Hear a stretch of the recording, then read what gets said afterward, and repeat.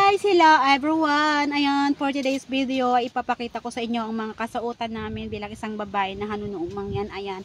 Yung una po ay ito yung, yung headband namin. Kung sa amin po, ang tawag dito ay sangbaw. Ayan, pwede pong ganito. Pwede rin nating ipapasok ng ganito. Ayan. Ganyan.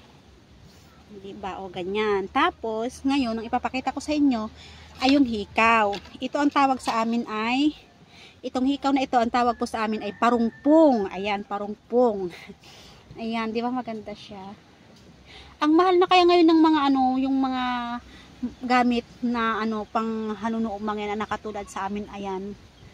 Kasi konti na lang din po kasi ang marunong sa amin. Tulad ko, hindi na ako ganun karunong gumawa. Si mother ko marunong.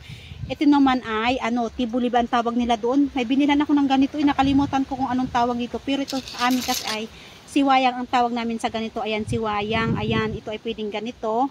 Kung marami kang ganitong siwayang, pwede man iikis-ikis. Meron pa ito sa kamay, kaso is nawala yung akin na hiniram nung nag-search. Hindi ko alam din niya na ibalik sa akin that time. Kaya, na sa akin, mga kulang na yung gamit ko. Pati yung panglagay ko dito na hulon. Yung parang sinteron. Ayan, nawala din po. Yun, hiniram po ng basta hindi ko na-mention siya. Ayan. Tapos ito po ang tawag sa amin ay linggon. Ayan po yung niya, ayan. Linggon po yan. Ayan, ganda talaga. Super legit, guys. Ayan, linggon siya. Alright. Ayan. Diba?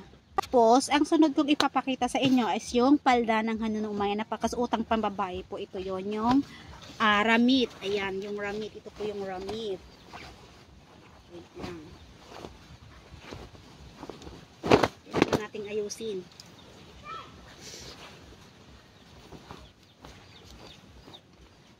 Ayan po yung ramit. Ayan. Wala tayong pantali kaya ganito na lang siya. Ayan. Ayan siya. Oh, pak. Sara all.